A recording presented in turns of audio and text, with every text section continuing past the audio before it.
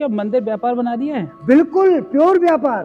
कोई बैठक या कोई गद्दी नहीं थी तो हमने बिगाड़ दिया। राम जी बना दिए, कृष्ण जी बना दिए, सखी बना दिया, ये बना दिया। इसलिए लोगों को लुभाने के लिए जब मर्जी हो दर्शन खोल दो, जब मर्जी हो आरती कर दो। यानी कि बिहारी जी का समय गोस्वामी ने तय न करके कोर्ट ने तय किया है। कोर्ट ने तय किया है।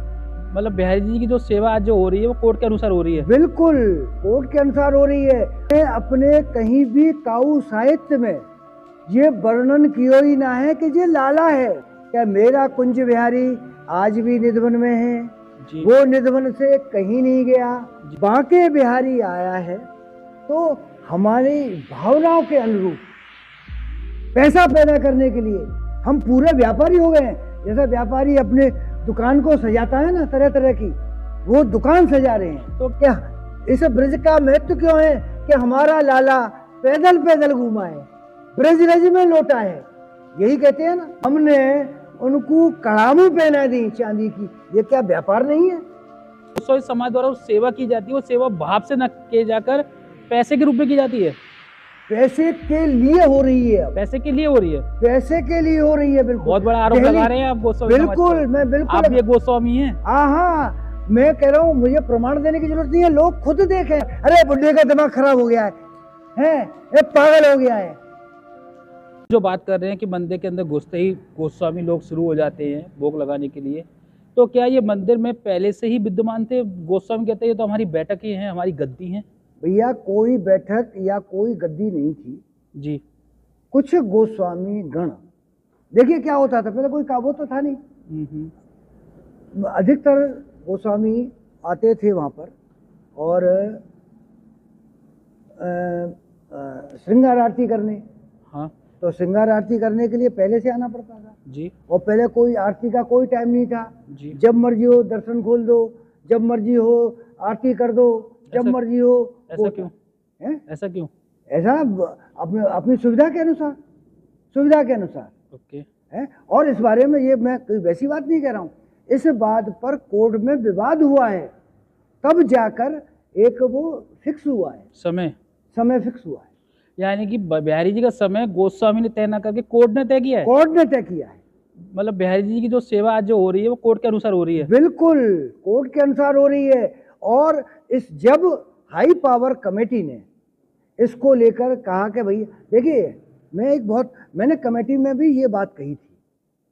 मैंने कमेटी में एक बात कही थी, आप जितने भी लोग मेंबर बैठे हैं, बड़े बड़े अधिकारी बैठे हैं या जिस कंडीशन के जो मेंबर्स बैठे हैं, आप कहीं भी सेवा पूजा करने जाते हैं तो आपका क्या ध्येय रहता है कि सुबह सबसे ज़्यादा सुबह जाएं और हम वहाँ पूजा करें, सुबह करें।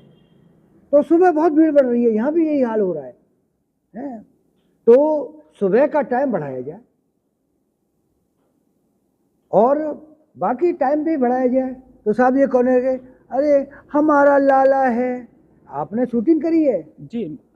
गोस्वामी जो अन्य गोस्वामी समाज है वो ये कहता है हमारे जो बिहारी जी की सेवा है बाल रूप में है, लाला कब तक खड़ो रहेगो। मैं ब्रज भाषा में बात करूँ तो, मैं भी ब्रज भाषा में बात कर सकूँ, ऐसी बात है। हाँ बोलूँ तो लाला कब तक खड़ा रहेगा। लाला हमारा थक जाएगा, जे परेशानी होगी तो जे हमारे समय कम किया जाए। देख भैया काना, मैं एक बात बता जा रहा हूँ।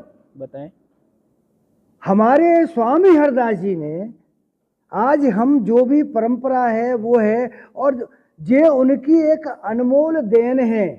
उनने अपने कहीं भी काऊ साहित्य में ये वर्णन किया ही ना है कि ये लाला है। ये मेरो मायरी सहज जोरी प्रकट भई। गोपाल जी की जोरी नहीं होती है, उन्होंने मायरी सहज जोरी प्रकट भई।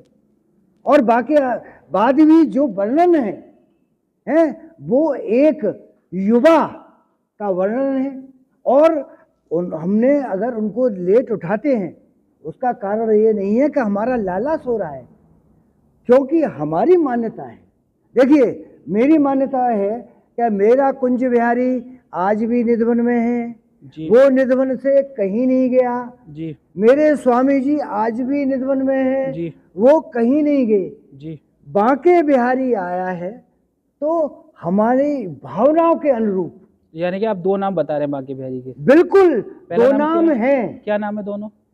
एक तो कुंज बिहारी जी है, जिसका वर्णन बार बार हजारों बार है स्वामी हरदास जी के साहित्य में मिलता है। जी और ठीक है। आज विश्व का, इंडिया का, वृंदावन का जन जन जानता है जी कि स्वामी हरदास जी के कुंज बिहारी। ठीक है। उसके बाद जब ये यहाँ इस मंदिर में आ गए जी तो ये बांके बिहारी हो गए। और हमारे पूर्वजों ने हमको ये बताया, बेशक आज जो हमारी साक्षात प्राकट्य मूर्ति है, जो कि प्रिया प्रीतम के, देखे आपने बहुत सुना होगा कि ये प्रिया प्रीतम प्रकट हुए थे जी और हमारे स्वामी जी ने इनसे निवेदन किया कि देखो मैं तो एक लंगोटी वाला हूँ, हैं, मैं कैसे आपको तो लंगोटी पहना के मैं पूजा कर लूंगा, राधा रानी की। राधा रानी की तो पूरी मर्यादा है। जी उन्होंने कहा अरे कोई बात नहीं महाराज जी, हम दोनों एक हो जाते हैं, युगल रूप है, युगल जोड़ी सरकार जो कहते हैं। हाँ।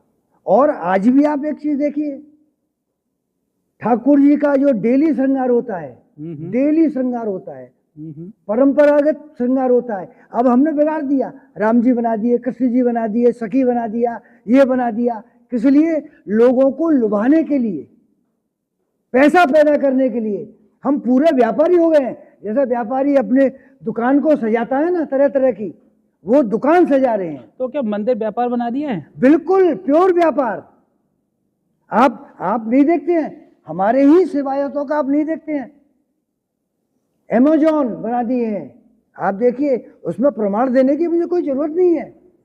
आज हमारा ठाकुर जी या जो हमारा ब्रज का कृष्ण है, कन्हैया है, चाहे वो राधा वल्लभ के रूप में बैठा हो, चाहे वो बांके बिहारी के रूप में बैठा हो, चाहे वो राधा रमण के रूप में प्रकट हो गया, शालिग्राम से ठाकुर बन गया, जी है तो वो आखिर कृष्ण। जी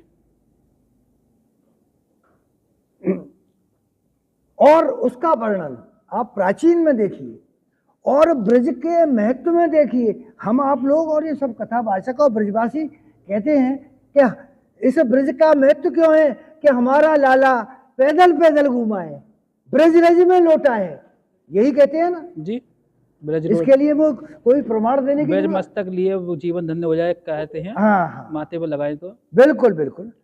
तो भैया हमने उनको कड़ामू पहना दी चांदी की, ये क्या व्यापार नहीं है? और इस चीज का खंडन मैंने किया है अपने सोशल मीडिया के माध्यम से। और आपको बता दूं, 5.5 लाख लोग उसके व्यूअर हैं। किस के? जो मैंने इसका जो चांदी की पादुकाओं का आपके पोस्ट के? पोस्ट। ओके।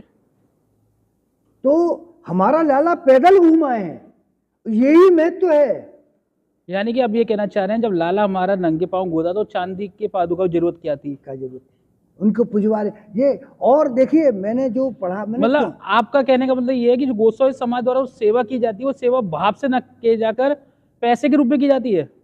पैसे के लिए हो रही है, अब पैसे के लिए हो रही है, पैसे के लिए हो रही है। बिल्कुल बहुत बड़ा आरोप लगा रहे हैं आप गोस्वामी समाज बिल्कुल पर। मैं बिल्कुल आप भी एक गोस्वामी हैं। हाँ, मैं कह रहा हूं मुझे प्रमाण देने की जरूरत नहीं है, लोग खुद देखें, खुद देखें जी। मैं तो आपकी इस बात का मैं वो दे रहा हूं कि मैं विभीषण क्यों हुआ। घर का एक बड़ा बुजुर्ग तुमको समझा रहा है कि भैया आप अपरा से मत तोड़ो, ठाकुर के साथ व्यवहार, अरे बुढ़े का दिमाग खराब हो गया है, ये पागल हो गया है। कौन कहता है? अरे जो मैं एक आम बता रहा हूं, आम घर में कोई बड़ा बुजुर्ग, घर के लोग कहते हैं। घर कहाँ, जब कोई उनको रोकते हैं, पाप, मैं तो इनको पाप से बचा रहा हूं, इन्हें ठाकुर का वो बता रहा हूं, तो मैं विभीषण हो गया भाई। विभीषण ने क्या बुरा किया? आप देखिए जो साहित्य है, जो काम हनुमान जी नहीं कर पाए वो काम राम की, अगर राम महाराज रामचंद्र जी की जो विजय में अगर सबसे बड़ा हाथ है तो विभीषण का है, उनसे बड़ा कोई भक्त नहीं। हनुमान जी भी गए, उसको नहीं मार पाए। तो क्या आप समझते हैं वो साक्षात परब्रह्म थे। भगवान राम परब्रह्म थे, क्या वो नहीं जानते थे? फिर आपको कौरव, अब आप देखिए, हाँ जी बता रहा जी हूं, जी क्या बताएं। भगवान राम नहीं जानते थे कि ये है, इनको इसको वरदान मिला हुआ है, सब कुछ पता थी।